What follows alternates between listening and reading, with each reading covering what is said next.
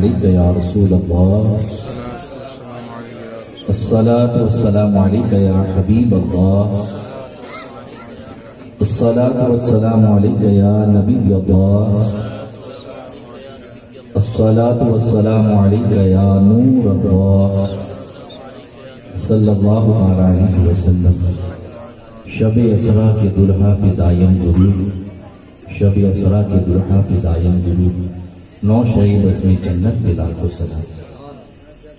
میرے آقا علیہ الصلوۃ والتسلیم کے پیارے دیوانوں، میں آپ کا زیادہ وقت نہیں لوں گا، لیکن جو ضروری بات بتانا اور اصلاح کرنا ہم پر لازمی ہے وہ میں آپ کے سامنے پیش کر دوں گا۔ بات آقا کریم صلی اللہ علیہ وسلم کی عظیم سنت ہے نکاح کرنا۔ خود حضور نے ارشاد فرمایا، جس کے راوی حضور مولائے کائنات رضی اللہ تعالیٰ عنہ کہ نکاح میری سنت ہے، اور یہ عظیم سنت ہے، عبادت ہے، نکاح عبادت ہے۔ جیسے ہم نماز پڑھتے ہیں، روزہ رکھتے ہیں، حج کرتے ہیں، زکوٰۃ دیتے ہیں، اسی طرح نکاح بھی ایک عبادت ہے۔ اس بات کو ذہن میں رکھیے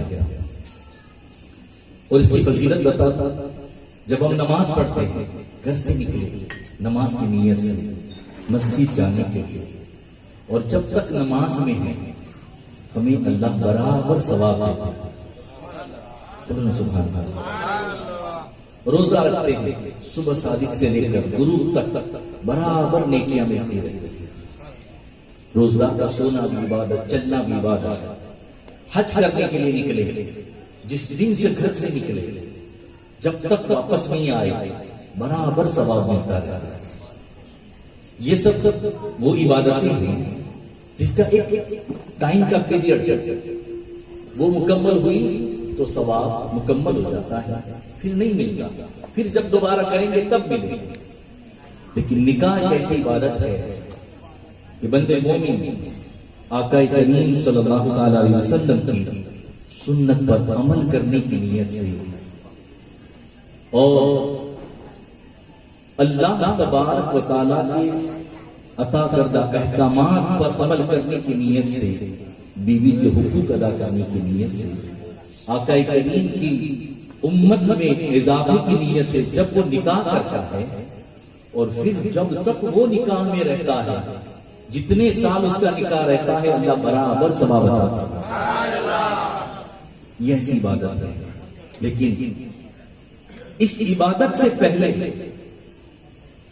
ہندوستان میں ہم رہتے ہیں تو ہندوستانی کلچر، اور پھر اب سوشل میڈیا کے ذریعے سے مغربی ویسٹرن کلچر کی ہمارے گھروں میں آ گیا، اور ایسا آ گیا کہ ہم اس عبادت کے موقع پر بھی کبھی کبھی وہ کام کرتے ہیں جو کرنا ہی نہیں چاہتے۔ جیسے آپ سب سمجھتے ہیں ناچ گانا سراسر حرام ہے، مگر ہمارے گھروں میں ہو رہا ہے۔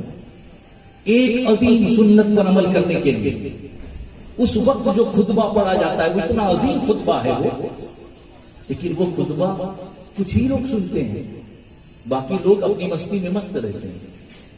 آقا کریم نے خطبہ ارشاد فرمایا، وہ واجب ہے، وہ عبادت ہے، اس میں سننے میں ثواب ہے۔ اس گھڑی لوگوں کی اپنی اپنی مستی رہتی ہے، اور نکاح سے پہلے ہم یہ سمجھتے ہیں کہ یہ ساری چیزیں کرنا ضروری ہے، مگر ایسا نہیں ہے۔ نکاح سے پہلے ہو تو حضور کی نعت ہو، اللہ کی حمد و ثنا ہو، ذکر کی محفل ہو۔ اوپر سے کیا ہوتا ہے، ہماری ماں بہنیں اور نیا لے آئے، اور وہ غیروں کی جو عبادتیں ہوتی ہیں وہ کرنے لگ گئی ہیں۔ ہمارے گھروں میں جو نہ بجنا چاہیے وہ بجتا ہے۔ کیا کبھی کسی غیر کے یہاں شادی میں آپ نے نعت بجنے دیکھی؟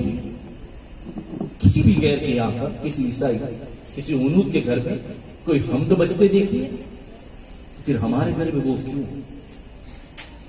ذہن کو ذرا سا حاضر کریں کہ ہم ایک عظیم سنت پر عمل کرنے والے ہیں، اس سے پہلے ہم کیا کر رہے ہیں؟ بچنا چاہتے ہیں۔ کیا ایسا کرنے کے بغیر نکاح نہیں ہوگا؟ ہو جائے گا. ان کے کرنے سے ایمان جانے کا اندیشہ ہے. اور اگر نبی کی نعت کی محفل ہوگی نا تو ایمان مضبوط ہو جائے گا. اللہ کی حمد و ثنا سے دل کو سکون ملے گا. کچھ مرد مجھے یہ کہتے ہیں کہ عورتیں نہیں مانتی. یہ غلط ہے. یہ مردوں کا بہانہ ہے.